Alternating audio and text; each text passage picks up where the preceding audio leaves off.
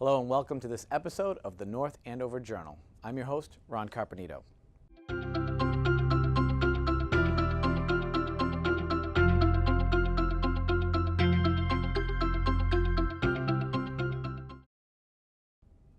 In this week's episode, you can look forward to highlights from the most recent Scarlet Knights Friday night football game, an update from our town manager, Andrew Mailer, and the aftermath from the recent storm that pretty much wiped out 96% of our town. All that and more in this episode of the North Andover Journal. This is what most of North Andover woke up to on Monday, October 30th, as a pre-Halloween storm brought in heavy rains and winds gusting up to 70 miles an hour. Many trees were brought down by the gale force winds. Those trees, in turn, brought down power lines, knocking out service to most North Andover residents. The storm, born of the remnants of Hurricane Philippe, came in late Sunday night and gave the area a pretty good belting. Sources told North Andover Cam that 95% of the town's residents had lost power.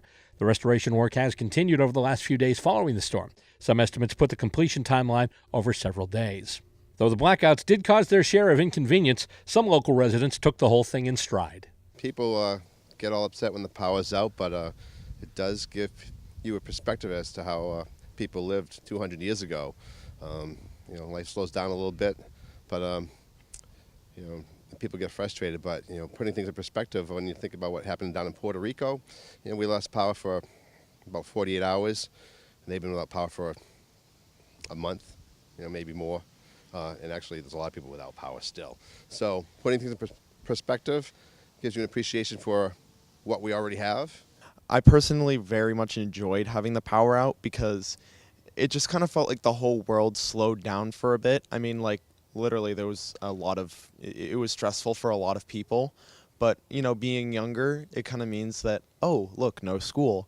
So I just got to hang out with people. You could see the stars because there wasn't as much light pollution, and it just felt like it was a nice opportunity to connect with people without technology in the way. We had been without power for approximately the last day and a half. We have 3 kids, 2 teenagers, and 1 8-year-old. And so it was a little stressful because we had no way to cook anything. So we ended up spending quite a bit of money on takeout. But other than that, the power did come back on today, and that was really great, with the exception of having to throw everything out in the fridge. But in the grand scheme of things, we were all safe. Nobody was injured. No trees fell on our home. So I really have nothing to complain about. Power was out in our North Andover Cam studio located at North Andover High School for all of Monday and part of Tuesday. The high school wasn't the only school building in town affected by the outages, as the entire district canceled classes for Monday and Tuesday. The hazardous conditions arising from the storm also put a dent in the plans of local trick-or-treaters.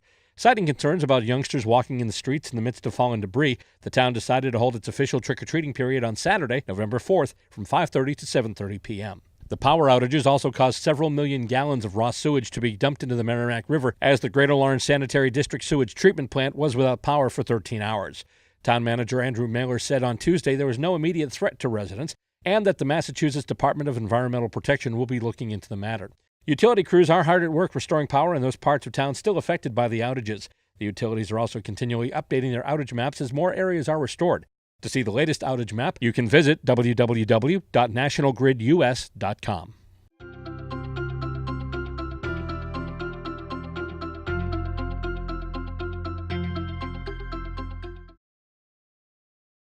Hello, I'm Lester Rugg from the North Andover Senior Center. I woke up this morning to find a flock of turkeys in my front yard, and it reminded me that November is upon us and Thanksgiving is right around the corner. My friend Irina Grasso is going to let us know what's going on at the Senior Center this month. Take it away, Irina. News, updates, and announcements. The Senior Center will be closed on Friday, November 10th, in observance of Veterans Day. The center will also be closed on November 23rd and 24th for Thanksgiving break. There will be no supper club or lunch bunch trips in November. And don't miss these events. The final fresh table of the year will be on Wednesday, November 1st at noon. The men's breakfast will be on Thursday the 9th at 9 a.m. The Shine Counselor will be here to help with Medicare insurance on Wednesday, November 15th. The Thanksgiving feast will be on Thursday, the 16th, from 12 noon to 2 p.m. Entertainment will be provided by the Bill McGoldrick Acoustic Duo. This event is limited to 100 participants. Tickets are $10 at the reception desk. Sign-ups start on November 2nd, so please sign up. Check out the new holiday trips. On the 8th, we'll be taking a trip to Corvette's Duo Wop in Rentham, Mass. We'll visit the Indian Head Resort in Lincoln, New Hampshire on the 15th of November. On the 29th, we'll be heading to the Sea Glass Restaurant Festival of Trees. You can sign up or get more information about these trips at the reception desk. Feel free to give them a call at 978-688-9560. The guest lectures for our lecture series in November will be Commonwealth Care Alliance on the 6th, Tom Kuchen on the 13th, Reverend Anthony from the Trinitarian Church on the 20th, and last but not least, Economics Professor Bob Kubo on the 27th. Every Wednesday we have Heart to Heart from 10 to 11 a.m. On November 1st, we will take a virtual tour for the 7th World Wonder. We'll be taking a breakfast trip to Duffy's Diner on the 8th. We will meet at 9:30 a.m. for this trip. On November 15th, we'll have the crafty time with gourds. On the 22nd, we'll have chit-chat time. On the 29th, we will be visited by a surprise special guest. The North Andover Senior Center will be putting together a new singing group called Forever Young. This group will meet every Friday at 12:30. They invite you to come, sing along, or just come to listen. Drop in for a few moments or stay for the entire hour. Sing your way down memory lane in this Forever Young singing group. All voices are welcome. Don't forget to set your clocks back 1 hour on November 4th. Have a happy Thanksgiving, everyone. Gobble, gobble. Thank you, and see you next month in December. So we're here at the North Andover High School to come and say thank you to all the kids that came out and helped us at the Fall Festival. Actually, you know what, kids and parents. We had a great turnout. In years past, we've had a hard time getting enough volunteers. So this year we put the incentive that any group that could give us 20 hours of volunteer time, we would write a check for $500. Well, the kids and the parents really came through, and we ended up writing some of the checks for more than that. And the kids were happy and we were happy, so we came in to say thank you to everybody. The groups that stepped up and are getting $1,000 from us today were the High School Model UN, the High School Robotics, and the Music Association. And tomorrow we'll be presenting a check for $500 to the North Andover High School Yearbook. We had made the request for at least 20 hours of volunteerism at the Fall Festival, and you guys went above and beyond and did almost 40. So we decided instead of the $500 that we had promised, that we would donate $1,000 to robotics program. So thank you very much. So the money will go towards getting new parts because this is the biggest year we've ever had. We have 16 teams. So to build 16 robots, you need a lot of parts, which equals a lot of money. So all the money will go to get more parts so we can keep expanding the program, and hopefully, right now we have, we just made a girl power team, so we're hoping to get even more teams like that, even more girls into robotics, and just keep building this awesome field so we can get ready for after school and after high school for engineering in the real world. So the high school really stepped up for us. We hit a lot of organizations, but they were the ones that really, gave us 20 to 40 hours. And it's really needed for the Fall Festival. It's all the people who organize it and the people who run it and the people who work there. it's all volunteers. So volunteers are essential to the town and to helping to promote all these kinds of events. So we're very thankful for them.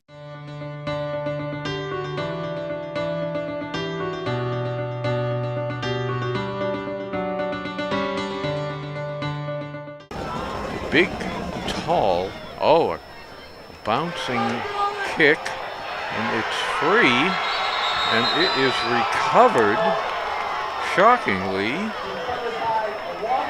by Waltham. 2nd and 12, quarterback back to pass, rolling out, breaking free. He could go. He is in. So ball handed inside, wide open, and in to score. North Andover with the same formation. McElroy back, looking for someone in the middle. There he is. I think that's Watson. Yeah. This could be a run, but a pass into the corner, and he's open, and a touchdown. There's a pitch, and I think that's to Souza, and I believe he's in. Although he is now limping severely. He's in now, calling signals. There's a snap. Goes back to pass. Sidesteps the pressure, and he's going out wide now, looking for a target. He does get it off. He's got a wide open receiver, and he's got it to the 30, the 25, the 20, the 10, the 5, and that is a quick strike touchdown. Number 27, Evan Clark, taking the pass from Caleri. And all of a sudden, we were talking about North Andover putting it on, but right now, Waltham just bang, quick strike, and we've got a set ball game here. I got run again here. McElroy, a keeper. He is either close or in. It's He in. is in. It's in. Quarterback calls his own number. Let's see what happens here. You could even quarterback sneak it, and I believe he's in easily. Runs between the center and the guard. They're looking at 4th down and 20, but down this far with this much time left, this is 4-down territory. Yes, go back, roll out, and throw it up. There it is. Picked off. And it's D'Souza. Not a rush on him. Now there's someone break free. The receiver is calling for the ball. Oh, wow. Caught. He's in. That was caught the ball. He's in. That's it. Final score is your North Andover Knights 34 and the Waltham Hawks 20. We're excited to host hopefully our first annual club fair here at North Andover High School. Mr. Nugent and Mr. Meehan have been working hard with our assistant principals, Mr. Young, and our administrative team for the last couple of years to put this day, get this day going for our kids. It's a great opportunity for our younger students and some of our more veteran students to sign up for different clubs and activities. Gives them a chance to see all the different opportunities there are for after school at North Andover High School. So basically the dance club, anyone can join if you want to. If you don't know how to dance, we can teach you. If you do know how to dance, then come join us, help us out, and we're going to incorporate new dance moves to show the school and everything. Hey, how's it going, everybody? My name's Charlie McLaughlin, and I'm the founder of the Value Club. You know what Value is all about? It's just about gathering a group of, creative thinkers, young visionaries, and trying to create solutions to issues that our community is facing every day. It's very busy. We have a bunch of clubs out here, lots of interaction with students, getting all kinds of information about all the clubs we offer here at the school. Lots of participation going on, and looking forward to a lot of new students joining clubs. In general, we all collaborate on math problems that are generally harder than our usual level of understanding. So going to math club, we are able to talk with other students, learn about new math ideas, and just gain more knowledge every week. We go to other high schools in Massachusetts and compete against 7 to 8 other teams. So we also have free pizza at every competition. So come for math and free pizza. We're the presidents of Support Our Soldiers SOS Club. We raise money and send care packages out to soldiers in need, And we also raise money for like different organizations. We just had a bake sale and we raised over $200. And we support different organizations like Mission 22. Student Council meets every Monday afternoon at 2:30 in Mr. Meehan's room. It helps your voice get heard. You can go to state and regional conferences with all of their schools throughout all of Massachusetts. You should definitely consider joining. We'll update our website if it's not already updated with our most recent clubs and activities. We look forward to welcoming new members to the North Andover High School co-curricular after-school community.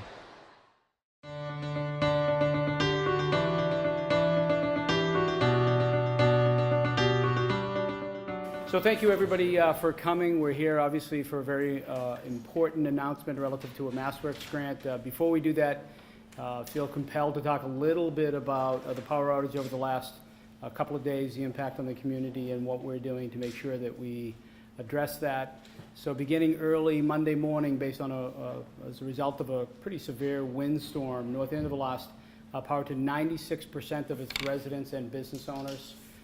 More significant impact than we traditionally receive, quite frankly. We had trees out and roads blocked. I've been working aggressively on the public works side and with the public safety folks to address that over the last, close to 36 hours.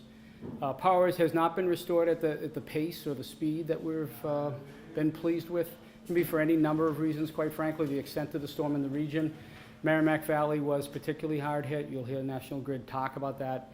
There's a pretty interesting map put out by MEMA that looks at the distribution of power loss throughout the Commonwealth, and certainly the Merrimack Valley seems to be the worst hit. Perfect. What timing. That was excellent. That must have been someone pulling the plug. Our generator will kick in. Beautiful.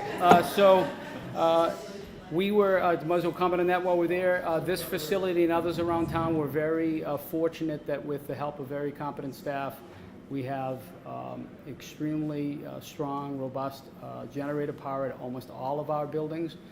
Apologize, not the library, but Town Hall operated at full schedule yesterday with full staffing, and I appreciate the staff's commitment to do that to respond to residents. It's helpful to know that we're here and here often.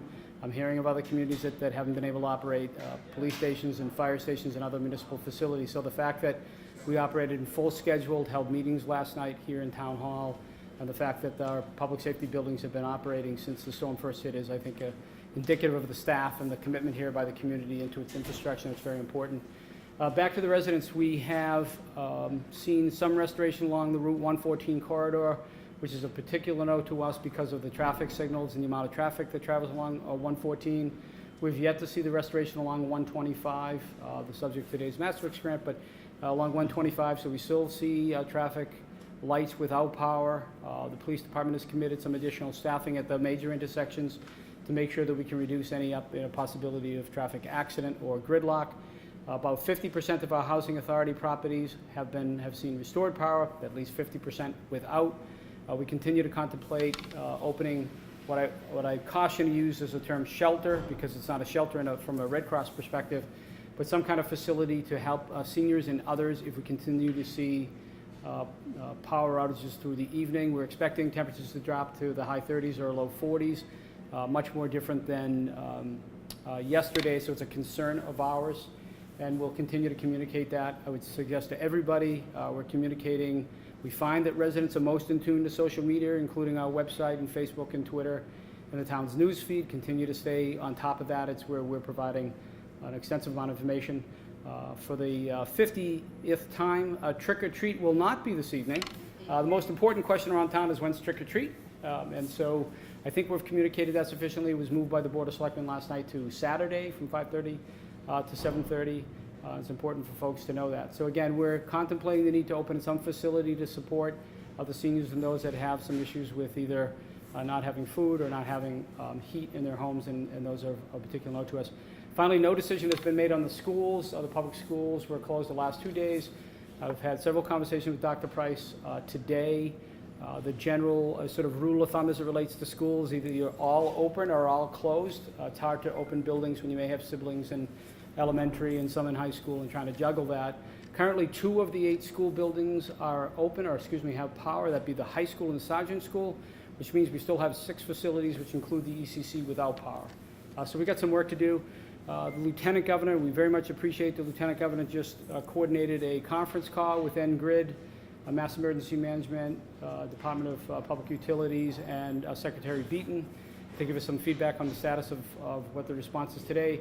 National Grid has indicated to us that they plan on having 90% restoration of power by 10 a.m. tomorrow. I think what we've communicated to them is that it's less about the percentage and more about those assets that are returned. We need the schools, we need the housing authorities first. We need those intersections to make sure that people are safe when they drive. So we hope the 90% is achieved, but in the end, if it's 80% and those other priority assets are returned to service, that would be most important to us. And we've communicated that. The folks up here in the loft that other people can't see, the emergency management folks that just left that meeting, I'd like to thank them for their extraordinary efforts since about 2 o'clock yesterday morning, I guess. The days are sort of compressed together a little bit. Emergency Management Director, Police and Fire Chiefs, DPW Director, who have worked tirelessly to make sure that we're responding as best we can to our residents. So that's my update on the storm, transitioning. Now, before we end the show, I'd like to leave you all with some upcoming community events. Support the North Andover Music Association with a night of fun, music, and dancing at their Night to Remember on November 10th at 7:30 at the North Andover Country Club. For tickets and more, visit their website at northandovermusic.org. Join the Friends of North Andover Trails on their guided hike of Mazurenko Farm on Sunday, November 12th at 1 p.m. The hike should last about 2 hours and promises beautiful views as they ascend Barker Hill. This hike is free and open to all. Dogs are welcome and should be leashed. Everyone will be meeting in the parking area on Bradford Street. For more information, visit the website at fonat.org. Well, the Stevens Coolidge Place will be hosting their Rooms in Bloom open house on Saturday, November 18th from 10 a.m. to 4 p.m. This special open house will take the garden inside to showcase the creative talents of local floral designers and garden clubs. This open house is $9 for trustee members and $15 for non-members. For more information, contact Kate Bebo at kbebo@thetrustees.org. As always, if you have a news story, an idea for a segment, or if you just want to get involved with us here at North Andover CAM, please email us at thejournal@northandovercam.org. And if you want to see these stories the second they happen, you can find them airing on our channel in between shows or on our social media pages like Facebook, Twitter, Instagram, and YouTube. Well, that's going to wrap things up for this week. I'm Ron Carpenito. As always, thank you for joining us.